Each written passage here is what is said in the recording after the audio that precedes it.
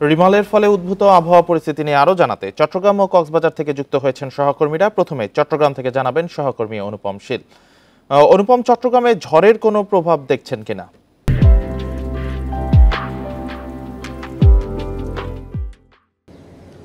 না, আজকে সকাল থেকে এখনো পর্যন্ত কিন্তু চট্টগ্রামে ঝড়ের কারণে কোনো বৃষ্টি বা এই ধরনের কোনো প্রভাব আমরা দেখিনি, বরং আমরা এখন এই মুহূর্তে ঝলমলে একটি রোদ আমরা সকাল থেকে দেখতে পাচ্ছি।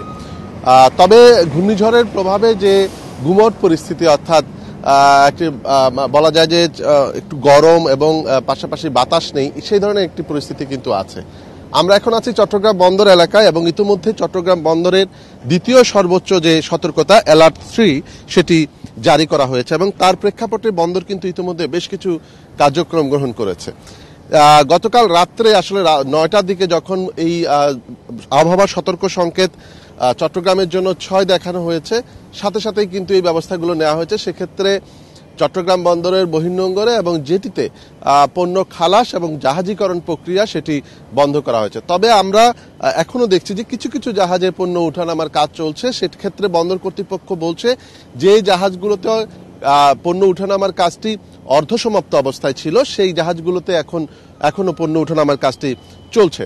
আর দ্বিতীয় কথা হচ্ছে, যেহেতু চট্টগ্রাম বন্দর একটি জোয়ার ভাটা কেন্দ্রিক বন্দর, কালকে রাত্রে আসলে ভাটা ছিল, আজকে সকাল 10টায় আবার জোয়ার শুরু হবে এবং সে কারণে বন্দরের জেটিতে যে সমস্ত বড় জাহাজ আছে নিয়ম অনুযায়ী এই সমস্ত জাহাজকে কালকে রাতেই কিন্তু বের করে নেওয়ার কথা, কিন্তু জোয়ার না থাকার কারণে আজকে সকাল 10টার জোয়ারে ক্রমান্বয়ে এসব জাহাজ গভীর সাগরে পাঠিয়ে দেওয়া হবে এবং পাশাপাশি চট্টগ্রাম বন্দরের বহির্নোঙরে যে সমস্ত জাহাজ গতকালকে ছিল তাদেরকে আরো গভীর সাগরে চলে যেতে বলা হয়েছে এবং সার্বক্ষণিকভাবে চট্টগ্রাম বন্দরের কন্ট্রোল রুম ইতিমধ্যে 4টি কন্ট্রোল রুম এখানে চালু করা হয়েছে।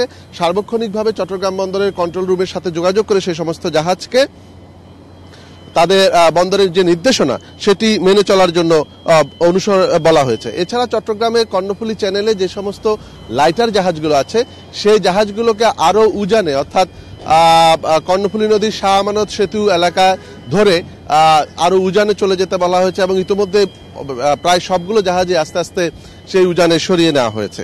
এছাড়া বন্দর কর্তৃপক্ষ আরো যেটি বলছে যে বন্দরের ভেতরে যে সমস্ত বড় যন্ত্রপাতি আছে, বিশেষ করে গ্যান্ট্রি ক্রেন বা বিভিন্ন যে কন্টেইনার পরিবহনের ক্যারিয়ারগুলো আছে, সেই ক্যারিয়ারগুলোকে নিরাপদ অবস্থানে নিয়ে যাওয়ার তারা ইতিমধ্যে উদ্যোগ নিয়েছে।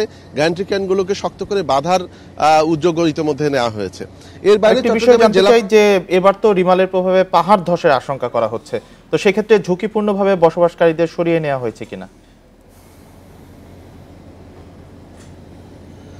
আমি আসলে সেটি বলতে চাচ্ছিলাম যে জেলা প্রশাসনের পক্ষ থেকে ইতিমধ্যে গতকাল সন্ধ্যে থেকে পাহাড়ের পাদদেশে চট্টগ্রামে যে সমস্ত বসবাসকারীরা আছেন তাদেরকে সরে যেতে ক্রমাগত মাইকিং করা হয়েছে এবং চট্টগ্রামে এখনো পর্যন্ত 785টি আশ্রয় কেন্দ্র ইতিমধ্যে খোলা হয়েছে। বিশেষ করে এটি চট্টগ্রাম পুরো জেলায়, বিশেষ করে উপকূলীয় যে উপজেলাগুলো আছে, অর্থাৎ মিরসরাই, সীতাকুণ্ড, বাঁশখালী, আনোয়ারা, এই উপজেলাগুলোতে আসলে অধিক গুরুত্ব দিয়ে এই উদ্যোগটি নেওয়া হয়েছে।